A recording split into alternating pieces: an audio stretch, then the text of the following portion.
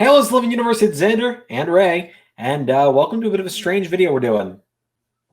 Yes, today we're going to be ranking the mid-card champions. Now, just to remind you, mid-card championships are any championship that primarily resides in the mid-card, aka not main eventing a show. However, a mid-card belt can main event a show on occasion that we see fit of it, but mid-card championship, we're largely saying, is typically undercard to a main championship. So in that category would be stuff like the United States Championship, the Intercontinental Championship, the NXT North American Championship, the United Kingdom Championship, and the NXT Cruiserweight Championship.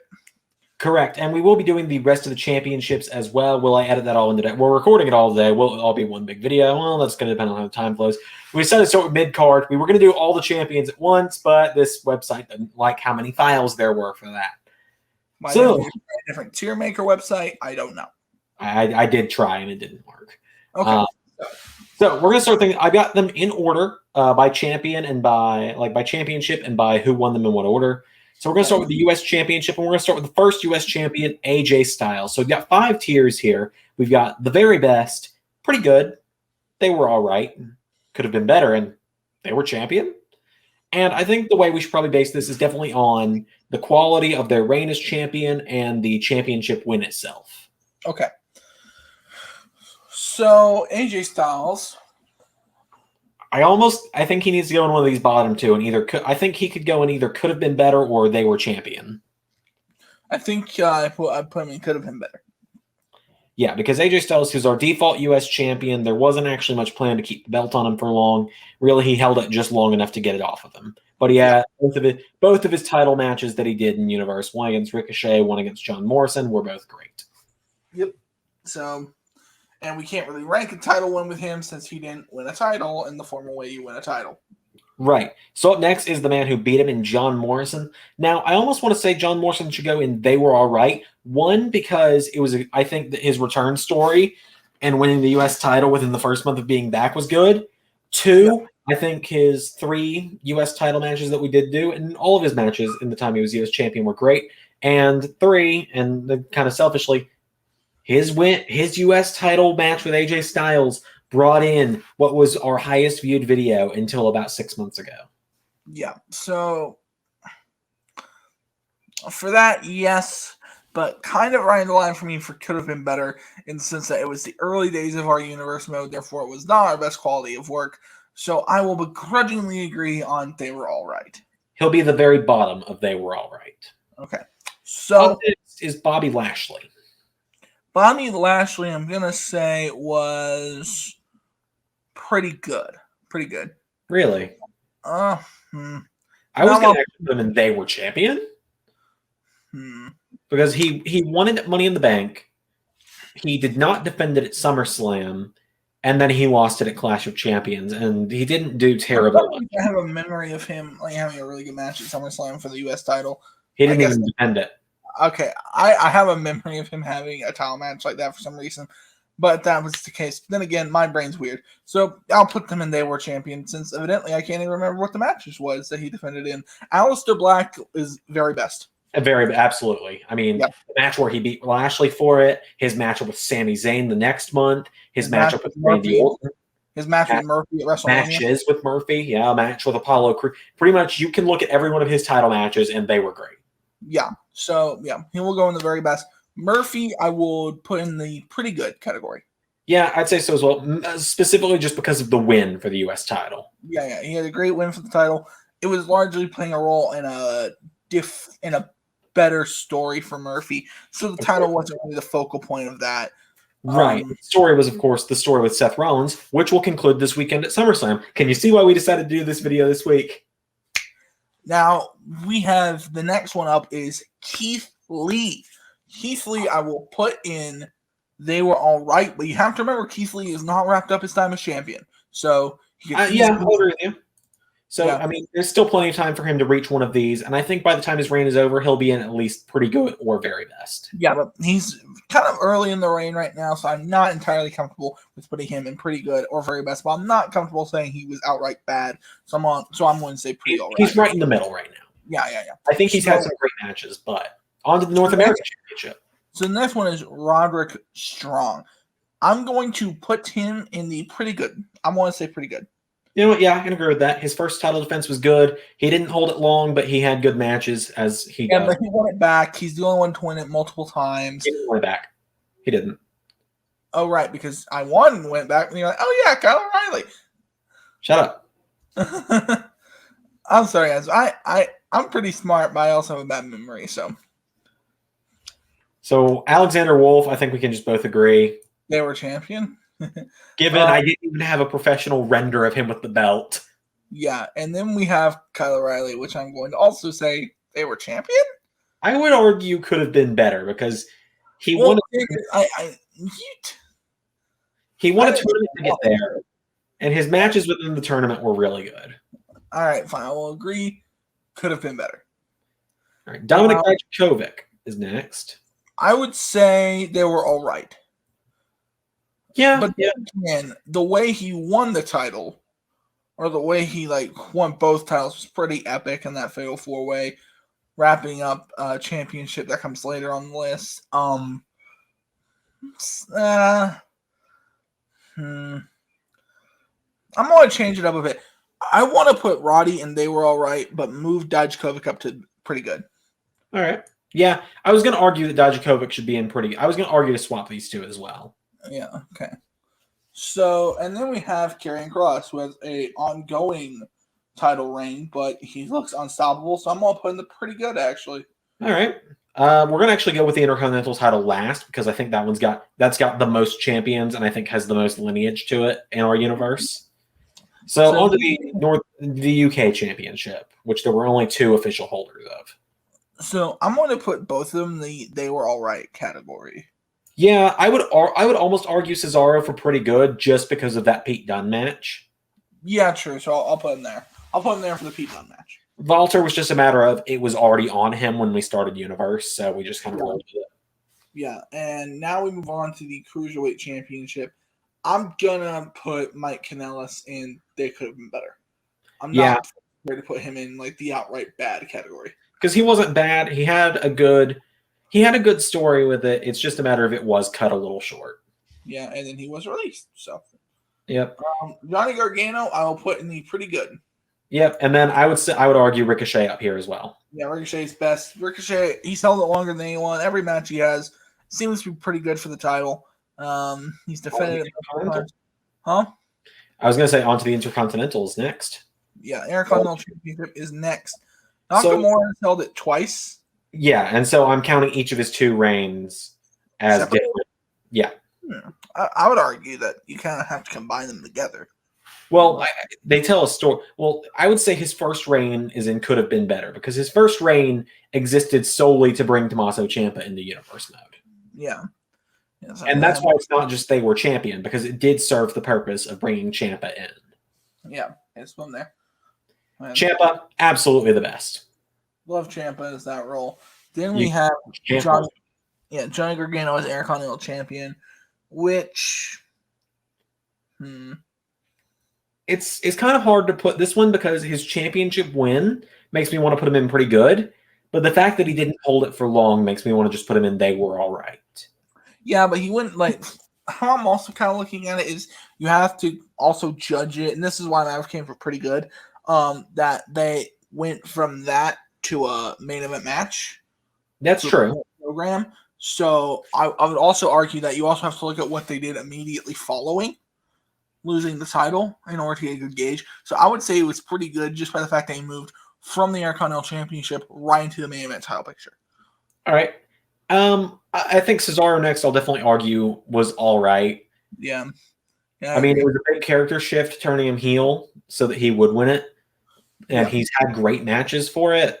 And his upcoming match to challenge again for it at SummerSlam this weekend is great, but he's not champion, so therefore now, so it doesn't count towards his reign. And that finally leaves us on the last one for this list before we move on to the tag team, or to the women's champions next, and that is Nakamura's current reign, which I will also argue is all right because he's only just won it. Same case with the same thing I said with Keith Lee. Right. Exactly. Same thing with Keith Lee. So that's actually different from the one I put in Discord today. And this is a bit of a shameless plug here. We actually have an LS11 Universe Discord now. The invite link is down in the description for anyone that wants to join. It's a real fun time. Zander and I respond a lot. Yeah, we're pretty active in there. So yeah, this isn't terribly different from the one that I put in the LS11 Universe Discord. So the main differences are Keith Lee is in very best in the one that I did by myself, just because of the quality of his matches. Nakamura's current one in pretty good, but that's with the hindsight of how his matchup with Cesaro goes at SummerSlam and how his reign ends. I'm not spoiling it. I'm not saying it ends at SummerSlam. I'm not saying it doesn't, though. Yeah. Pretty accurate along the board, though. Yeah, I mean, like, I would argue that the most prestigious title, just by looking at these, is probably the Intercontinental Championship, considering how much we have in terms of the, I don't know, like, so Intercontinental Championship seems pretty prestigious in that matter. I'm trying to determine, like, just by the quality of the reign, what mid-card championship would probably come out as the most prestigious to hold. I would argue the Intercontinental. Ciampa held it for 11 months. Yeah, Champa held it for a long time. And, you know, we have Johnny Gargano in there, too. It also did pretty good. Gargano had 2 months.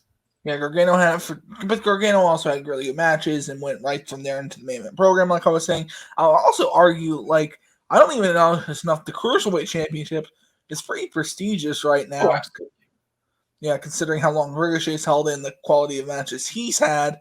And the Rey Mysterio match was fantastic. How he defended Mysterio.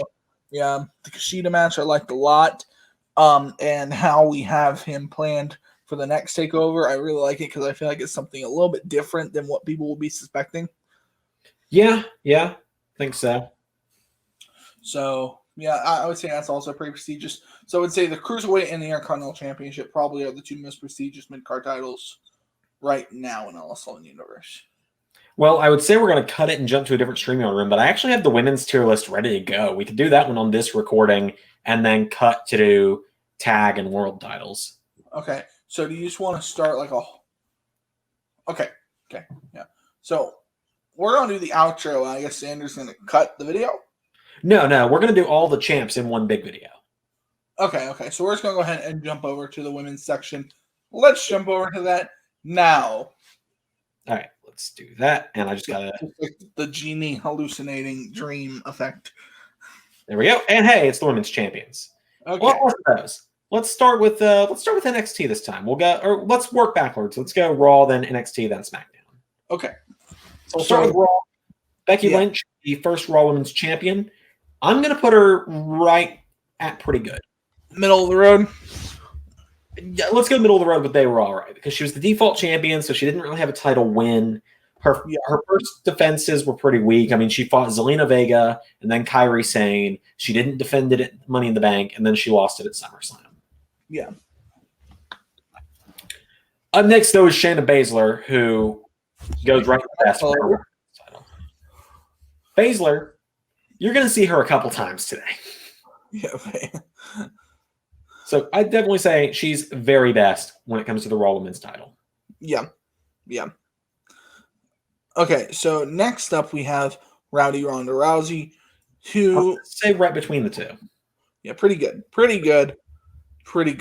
Yeah. Her match where she won the championship, some people said it was the WrestleMania match of the night. I'm not even kidding. Her defense against Beth Phoenix was great. Her match with Bianca Belair at Battleground was great. And then her upcoming match with Rhea Ripley at SummerSlam is all I can say. It's honestly, I think, my favorite match. Get ready. All right. So then we have NXT. So do you want to go forward on NXT because we want to go in chronological order? Yeah. So Shayna Baszler again. Pretty good, I would say. Yeah. She only had 2 title defenses before she dropped it, but they were both fantastic. And her match with Toni Storm at our first takeover, I'd say, is the match of that takeover that set the bar for what our NXT takeovers would be. Yeah, that's the only match I really remember from that takeover. NXT takeover Phoenix is rough, considering also who's in the main event. Yeah. Don't go back and watch that, guys. Don't do that. Don't do that to yourself. Yeah, watch any of the other ones. I don't have a proper microphone at the time, so Yeah, and I'm on a 2-second audio delay on accident. Yeah, so don't go back and watch that. That was rough to record. Anyway, next we have Candace Larae. Candace Larae. Well, no, we have no, we have Rhea Ripley. Sorry, Rhea Ripley. Oh, right. Whoops. Rhea Ripley. I'm going to argue either of the very best. Very best, yeah. Let's put her in the very best. She had a great match with Shayna Baszler. When she beat Shayna Baszler, she was dominant till then. I don't think people suspect it when Candace LeRae won. If you read the comments, if you read the live chat, they were kind of jaded because they didn't think Candace LeRae would win. Yeah. So they seemed so upset with us, even though we agreed that Candace LeRae should win, and then we gave her the belt. So they were like, oh, fuck these guys, they're not going to give Candace LeRae the belt. And then they won, and they were like, oh. They were like, oh, what the fuck? I mean, people called it an upset that day. So, yeah, Rhea definitely was great. I'm going to say Candace goes pretty good as well. Yeah, that's pretty good. Ember, because she's so new, I'm just going to go they were all right. She's a very new champion. Yeah, like literally has only been champion for a week and a half at time of recording. Yeah, so yeah, they were all right for her. Now we get to the Raw Women's Championship. Bayley goes, they were all right. She was champion by default. You mean they were champion? Yeah. Yeah. Champion by default. Yeah. Sonya Deville's first win. I'm also going to put it they were champ because it's not a very memorable title win or title reign. I genuinely couldn't tell you who she defended against. Oh, you're right. I couldn't tell you who she defended against successfully because she didn't. She lost it the very next month. Yeah. Now we have sorry. Now we have Lacey Evans. Yeah. Sorry. Well, I'm going to say is pretty good. She's the longest reigning SmackDown Women's Champion. Even though Zander's not really saying much since we have as many SmackDown Women's Champions as we do on both shows. Then there's Nikki Cross, who I'm going to say could have been better because I don't remember her title win. I remember commentating it. Yeah. I don't remember anything after that. I don't think she had a single pay-per-view defense, and that's my fault. I was the one booking it. Okay, now we have the next one, who I can't even make out the picture with. It's Sonya Deville, but again. Oh. And I'm going to say this time, she's all right. She won it right before pay-per-view. She defended it successfully at WrestleMania, despite everyone thinking she wasn't going to. Yep. Yeah. And she's been, I think it helped re-solidify her as a serious threat. Yeah. And then I'm going to say Becky Lynch, her second time around, was pretty good, I would say. Yeah. I'm definitely going to say it was better than the first time. Yeah. See, I wasn't going to say it was great. Well, it's definitely better than the first time. So I'm going to... Yeah, let's just go right there, middle of the road. Do you just want to put the first Becky in could have been better? Yeah. I'll argue that. And then Shayna's current SmackDown Women's Championship run, kind of like Ember, I'm going to put it in they were all right. Not because she's done anything wrong, not because it's been a bad reign, but she's so new to having it. Yeah. The story to get her there honestly wasn't even supposed to happen. So it's kind of it has been the one thing in Universe that's really been done on the fly. Yeah. So I would say it's a pretty good tier maker. Yeah. So I think that's pretty good for the women's title. And we'll jump over to tag team next and we'll finish with World, but we are going to end this StreamYard video and I'll set those up and then we'll jump over to the next room. Cool. And so now we are on to the tag team champions. So the way this one's working is if you just see two images, that's just because whenever I would edit them into images, they were separate. And then there are some where the tag teams are together. So we're starting with SmackDown for this one because SmackDown's gone last a lot lately. Yeah. Up first is the Revival. I'm going to say they were all right, and I'm going with that because the Revival don't have the most memorable championship reign, but they had a successful championship. Yeah. They were the first champions we had on SmackDown. They had tag title matches with Ziggler and Rude, which is what introduced Beer Money. They had a match with Heavy Machinery that ended in a roll-up 20 seconds into a hot tag. Tucker got rolled up. We really care about heavy machinery, as you can tell. I think they had a couple other title defenses before they lost it. And them losing it was actually a result of them leaving the company. Yeah. Yeah, I'll agree on that. So then we have Edge and Christian. Yeah. ENC, it's hard to choose for them because I'm between they were all right and pretty good because the comeback story for them winning it was good. Yeah, but they lost it pretty quickly after that. They had it for 3 months. They won it Summerslam. They held it through Survivor Series. They had a great match with Beer Money at Clash of Champions. I think they defended against New Day or another 3, or maybe Lucha House Party on an episode of SmackDown before Hell in a Cell, before losing it. Like, the fact you're having to remind me of that kind of shows like where I kind of think they fall into the they were all right category is the fact that you can't remember much.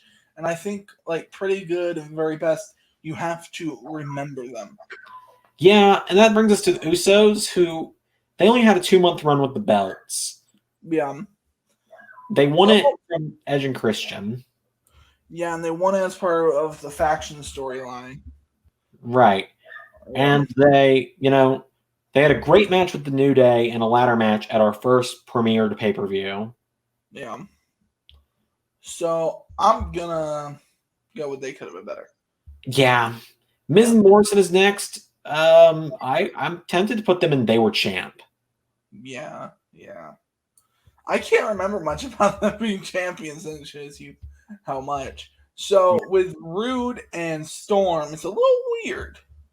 It is, because I want to say they should go in pretty good, because I think they had a pretty good run. They had a pretty good run. They had good reaction, and like I said before, you also kind of have to consider where they went post the reign. Yeah, Bobby Roode challenging for the world title off of the story of Beer Money. Doing it twice, and so I'm compelled to put them in pretty good. Yeah, we can always shuffle it around. Yeah. So next is business. Noam Dar and Cedric Alexander, they have yet to lose the titles. They're defending them this Saturday. This Saturday. So I think they should go in pretty good as well. They've had some great matches as well. It was a shock win when they got it. I would say pretty good. Pretty good, yeah. Right, do you want to go ahead and do Raw, and then we do NXT last? Because yeah. Viking Raiders, I'm putting in They Were Champ. Yeah. I don't remember them being champions. I looked at the Google Doc today, and it said they were. So I'm taking my word for it. Gallows and Anderson. There was another category that we don't have anymore that was in our Discord that was released 3 days into their fucking reign. And that's where these two fall. Yeah. Next, we have AOP. I'm going to put AOP at very best. They held those things forever. Yeah. And boy, were they Seth Rollins, Brian Joy during that time. Yeah. They were also released. What? Oh, yeah. They were also released. Also released about 6 months into their title reign. Still. And, they played a pivotal role in the Murphy role in the storyline. So we found a way to build a new faction. And then they released a member of that faction, too. But I'm not angry. What are you talking about? Kevin and Sammy, I'm going to put in pretty good. Yeah, pretty good. Pretty good because they launched off that to a really hot feud going into SummerSlam. So that's, And also, I think their title matches that they did with GYV, who are next, were fantastic. Yeah. I'm going to put GYV in They Were All Right, and that's because their run is only just getting started, really. Yeah. And I have to put them that way because the belts being on the inside is stressing me out. So we're on to NXT, and I don't think there's going to be any argument from you on this one. Yeah, the Undisputed Era need to go in very best because they held it forever. So that brings us to the next two, which is Imperium next. I would put Imperium in. They could have been better. Yeah. Imperium was kind of a matter of we knew the titles needed to come off of the Undisputed Era, but to who? And we thought Imperium would get a better reaction because not many people would be expecting it compared to Mustache Mountain. Yeah. And now we have Hendry and Connors, our new champions. I feel like it's only fair to put them in They Were All Right because we don't really know where their reign is going. Yeah. I mean, the people at home don't. We do. Yeah, we know where it's going. And so that's going to do it. Where it's going. The tag champions, the tag team championships kind of look like the belts that changed hands the least across 3 shows. Yeah. Yeah, 5 teams on Raw, 3 on NXT, and 3, 5 on SmackDown, 6 on SmackDown. Yeah. Yeah. All right, so we're gonna move on to the main event, the one with the least number of champions, actually, and that is the World Champions, The world tier. the best of the best. Now, this is what Prince Mada, a good friend of the Will channel, not be reflected in who's held it. Yeah. Okay, so I'm going to go ahead and get NXT out of the way. That's why I want NXT to go last, because I knew they were going to be going first this time, because it's easiest to assign that very best and pretty good for Pete Dunne and Adam Cole. So, let's go with the WWE Championship next, because I'm going to end on the bombshell of it all. So, Brock Lesnar. I'm not going to say they were champ. I actually kind of want to put him in all right. They were all right because I liked the way we took it off him, and I liked what he did post that with Daniel Bryan. I also like, and I feelings for Brock Lesnar himself aside, I think his 2 title defenses before Bryan and his title defense against Bryan with Chad Gable and Mustafa Ali were great. And in case you're wondering our personal feelings on Brock Lesnar, he's an unprofessional dickhead. Yep. On to Daniel Bryan. I think we need to just say it could have been better. Only reason he's not going in They Were Champ is because his title win in defense with Lesnar is so memorable. Yeah. They were champ 3 days into his reign. Yeah. 3 days. 3 days. All we got. We had this big, 6-month story with him as champion planned. But no. Released 3 days in. I'm just imagining the dude from SpongeBob. 3 days! That's what I was going for. So now we actually finally have champions that we can get a bit more, sink our teeth a bit more into. Us. Cole and Dunn don't need any explanation. Champion for a year, great matches all the time. Has only been champion for about half a year, but has put on match of the night frequently. Yeah. So we're on to Roman Reigns. And then Roman Reigns, I'm going to argue, is either pretty good or all right. And I'm leaning more towards all right because Roman, the way he won it was memorable with the heel turn. But we definitely did not execute the Roman heel turn anywhere near as great as WWE did. And that's saying something. Yeah. So I'm going to also say they were all right. But his feud with, because he didn't even defend against Daniel Bryan again. Yeah. He had 2 matches with Jeff Hardy. Both were pretty good, but kind of forgettable. And then he lost it. Yeah.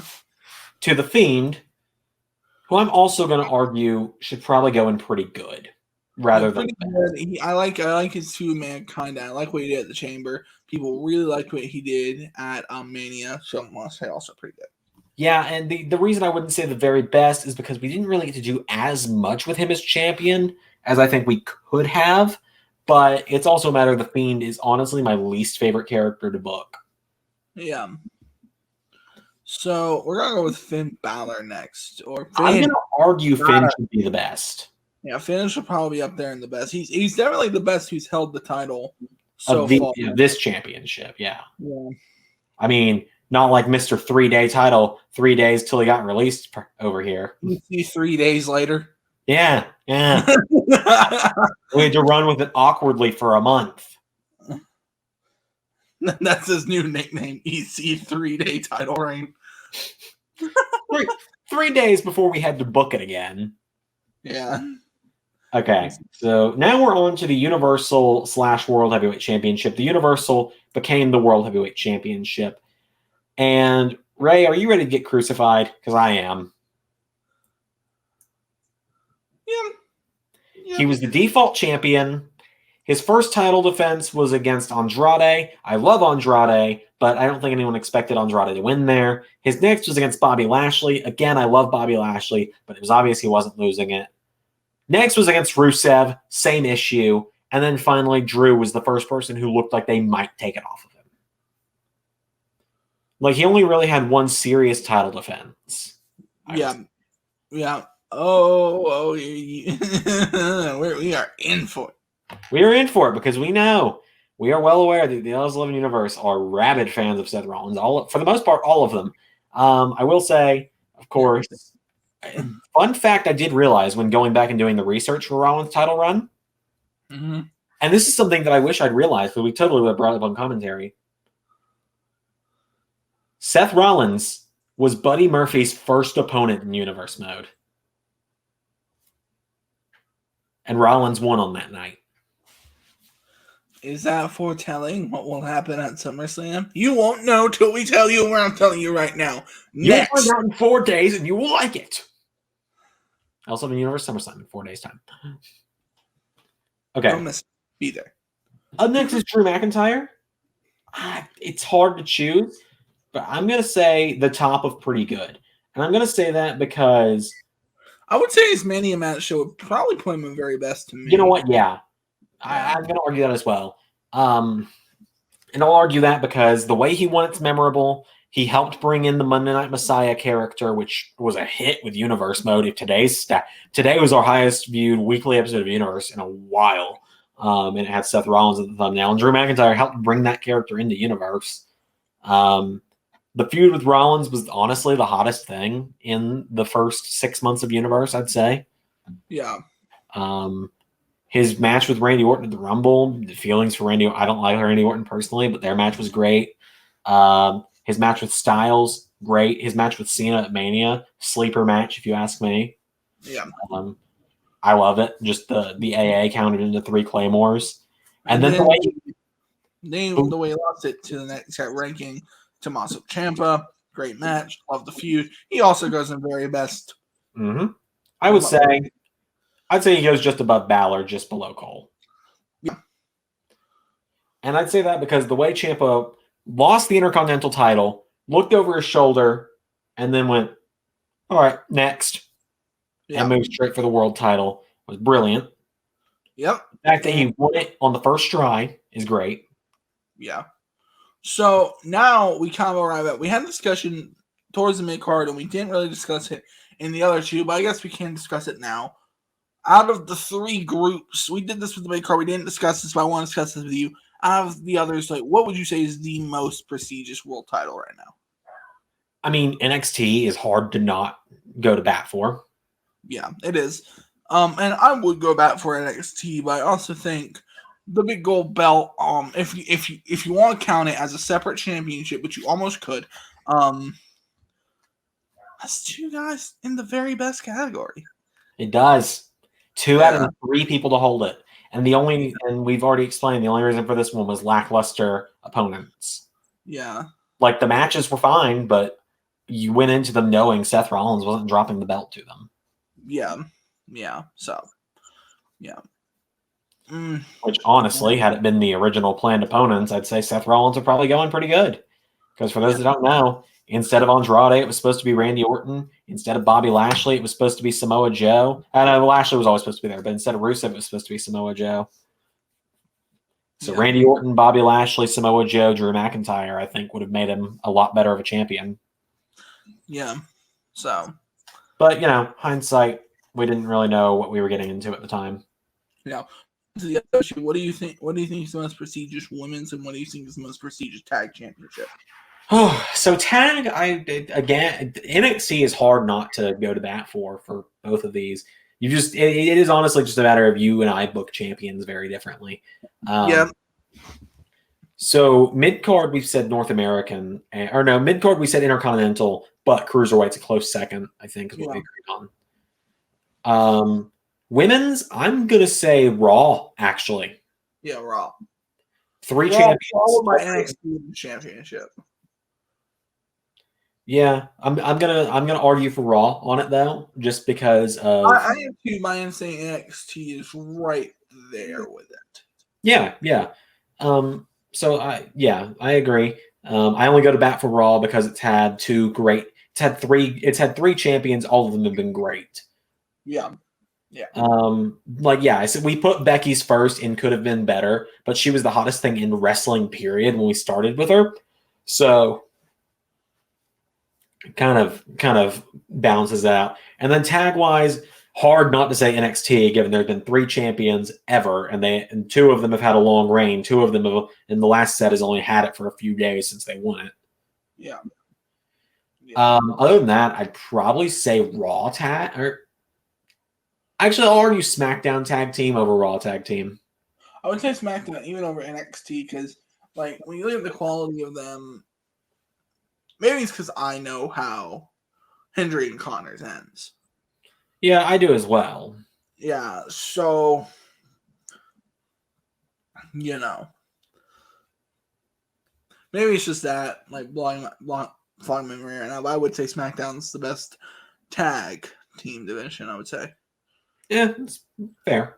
So yeah, what do you guys think of this? I don't really know. The only other thing I think we can do is like our pay-per-views or our takeovers. Yeah. Maybe we'll do that sometime. Let us know if you guys want to see something like that. Maybe we'll start doing these like on the weeks of a big show or something. And our next big show will be Survivor Series, which is coming up soon. Yeah, and hey, who knows? Maybe next week I'll do one by myself of ARW pay-per-views or something. Yeah. Recommend that if you want to see it, guys. Yeah, let us know. This was a lot of fun. Either way, I've been Zander. I've been Ray. That was a tier list. We don't do those often, but that was fun. Bye, everybody.